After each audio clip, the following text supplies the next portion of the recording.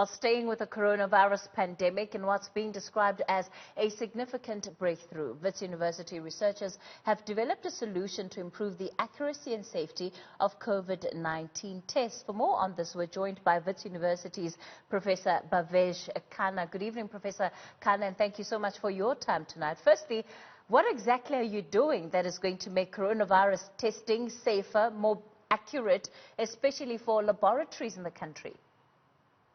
Well, good evening, and thank you very much for having me.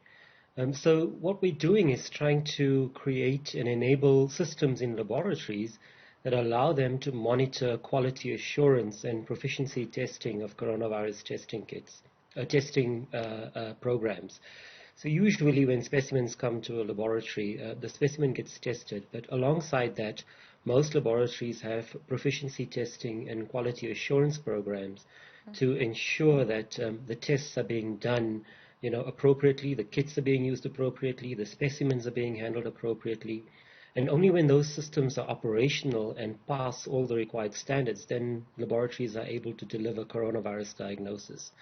So almost always when one implements a program like this, you need positive controls. You need something that you know will give you a positive result.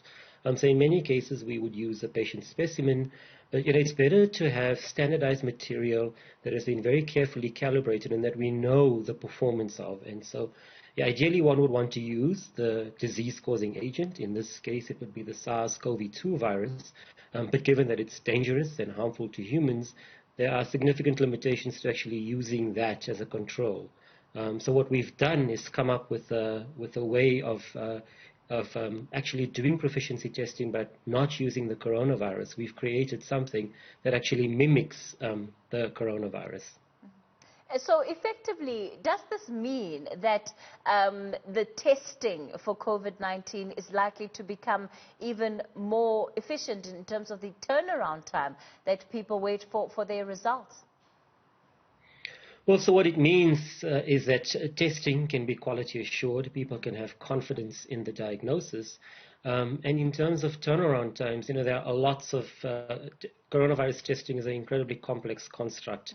There are lots of inputs that go into that, and turnaround times are not only related to the ability to do proficiency testing, but also related to things like the number of staff, the competence of the lab, the capacity of the laboratory. So we hope that this will enable more smoother operations. It will enable more easier proficiency testing. But also, if you imagine, laboratories are finding themselves in a space that they've never been in before. They're under huge pressure. There are lots of specimens coming in. The turnaround times need to be quick. And in many cases, they're calling in staff and individuals who don't routinely do infectious disease testing. And so when you're doing this, proficiency testing becomes incredibly important. You want to make sure all of these emergency personnel you're engaging into coronavirus testing are executing the tests correctly. And this is where controls become incredibly important.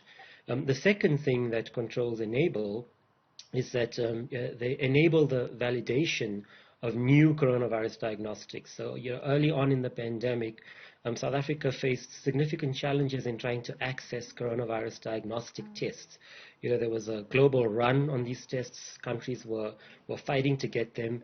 And at that time, we needed a local supply of coronavirus testing kits. And so, various arms of the government, including the Department of Science and Innovation and the South African Medical Research Council, have mobilized to enable local manufacturers to start producing coronavirus testing kits. Now when these kits become available and if they're approved by the local regulator, we need to ensure that there are proficiency systems to engage them into laboratories. And so that's where controls become incredibly important. They allow for more rapid engagement of these new diagnostic tests into the health system. Professor Khanna, congratulations on the work that you've been able to do, and we certainly hope to hear more from you in terms of the ingenuity that you and your team will be getting up to. Professor Bhavesh Khanna, he is with Wits University.